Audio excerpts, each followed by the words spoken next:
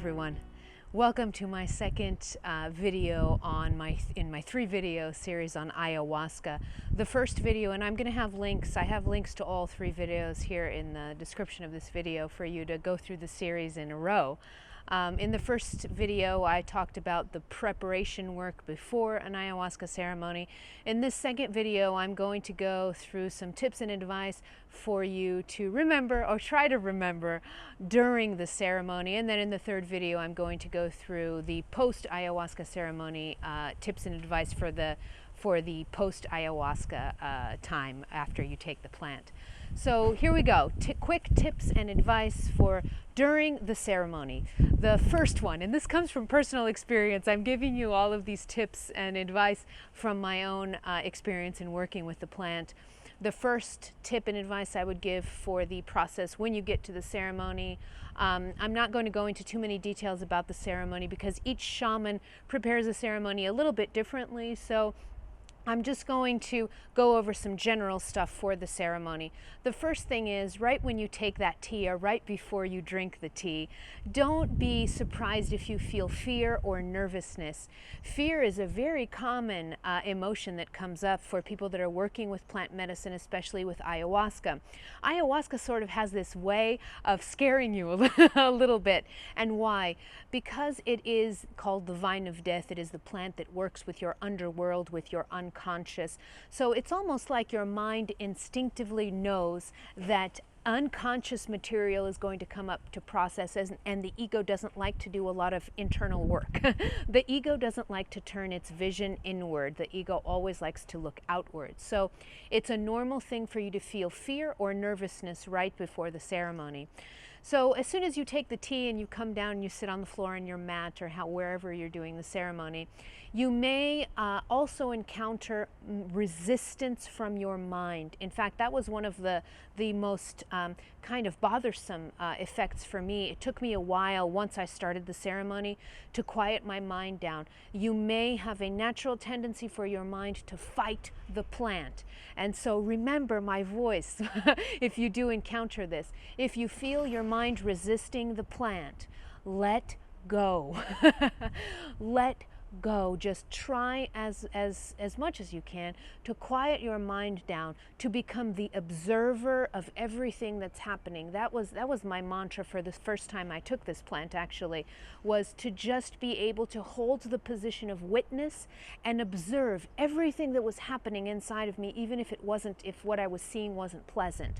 So try and hold the observer's position, letting your mind, if your mind wants to freak out when you're doing the ayahuasca, that's okay, let it freak out, but make sure that you're not identified with the mind, that you're kind of in a position of witness as you're observing mind chatter or mind resistance. So that's another thing.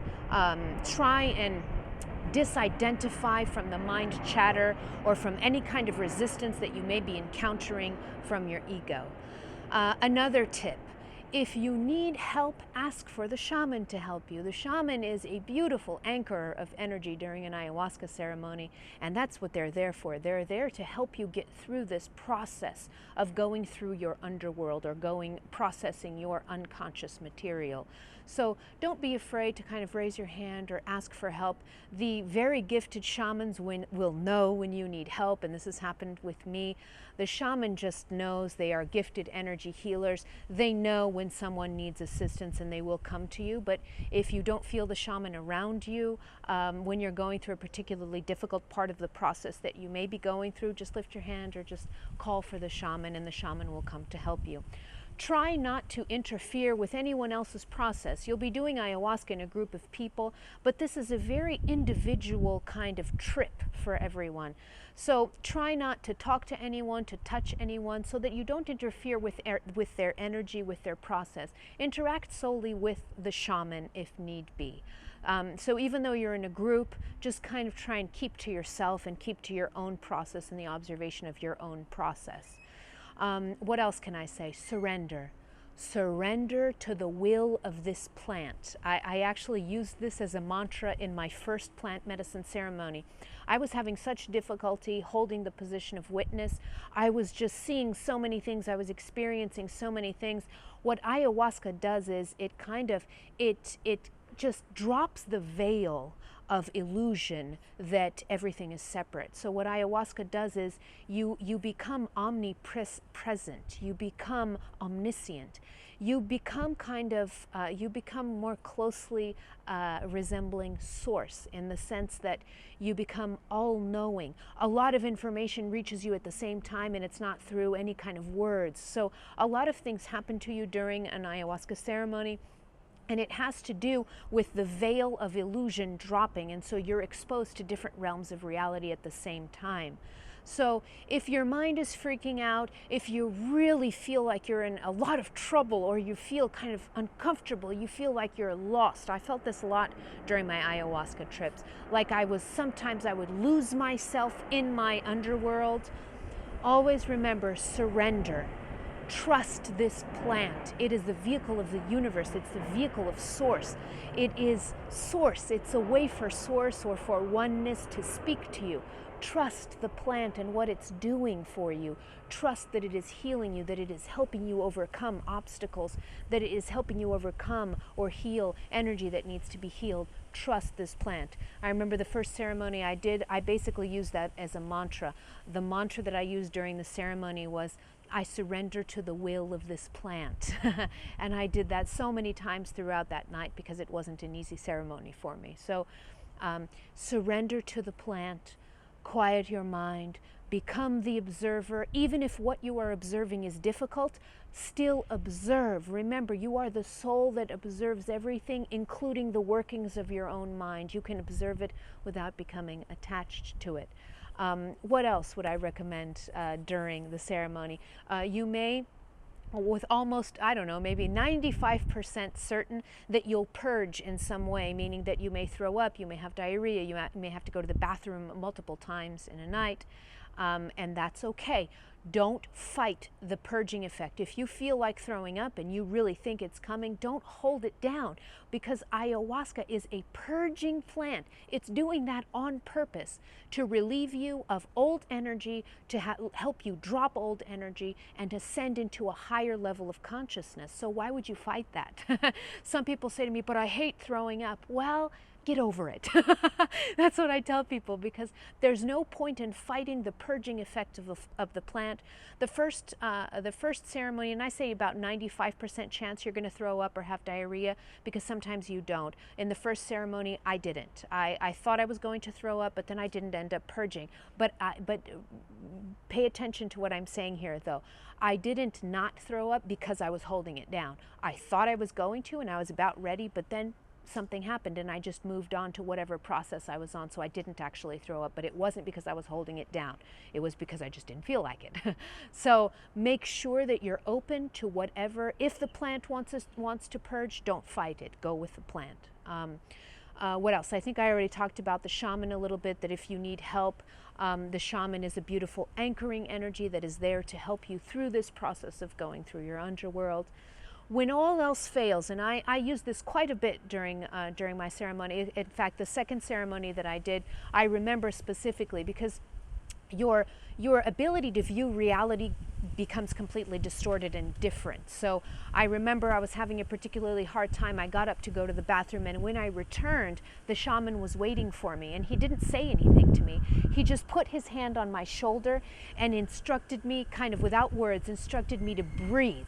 And so I'm going to leave that with you too. When all else fails, if you feel lost, if you feel like you're going through some kind of difficult process, always remember you can anchor yourself by the breath. Focus on your breathing. Deep breaths, and then observe those breaths. The breath is the anchor not only of meditation, but it's a beautiful anchor and grounding force during an ayahuasca ceremony. So there you go. During the ceremony, I've given you some tips and advice. I don't want to give the impression that if you're doing ayahuasca, you're going to have a difficult or or, you know, really kind of dark trip. That's not, I don't mean to say that, but when I talk about ayahuasca, there are a lot of us, especially as you're doing your work, if you do ayahuasca multiple times, there are some people that do ayahuasca every few months, and you know, that's my calling with the plant too, and I'm going to continue doing ceremonies. But as your work with ayahuasca extends, the trips change a little bit. So the ayahuasca work, because it is the vine of death, it is helping you process stuff that may be stuck in you that you may be unaware. In fact, the second ceremony that I did was particularly difficult for me because the plant brought up a repressed memory that I had actually blocked in my mind. I didn't know that this had happened to me in my childhood. I had completely blocked this painful experience out of my mind. And so when the plant brought it up, I sort of didn't even know what to do with that. Oh my God, this happened to me. I didn't even know. So it was a bit difficult.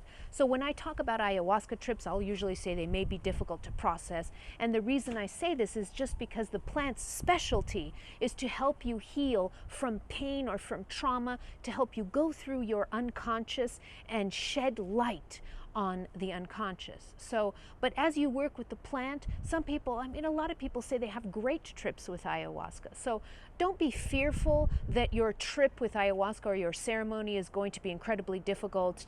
Try to have no expectations, because it may be wonderful. I just like to prepare people in case that the trip that they go through happens to be a painful one. What do you do then? So that's why these videos are a little bit more directed towards your preparation for the possibility of having a difficult memory or a difficult energy to work through with ayahuasca.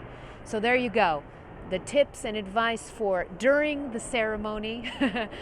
And then the third video is going to be about the post-ayahuasca frame, which actually shamans call it the integration phase of ayahuasca. And in shamanism, that's actually the most important part of plant medicine, is the integration phase post-ayahuasca. So that's going to be my third video. If you have any questions about ayahuasca, if you would like me to help you prepare or go through an ayahuasca ceremony, you know where to find me. Shoot me an email at info@Christina-Lopes.com. You can also find me on my other project, and it's called numanityproject.com.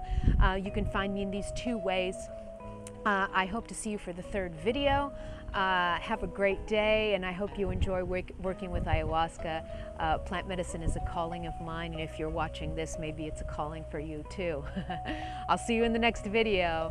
Have a wonderful day, everyone.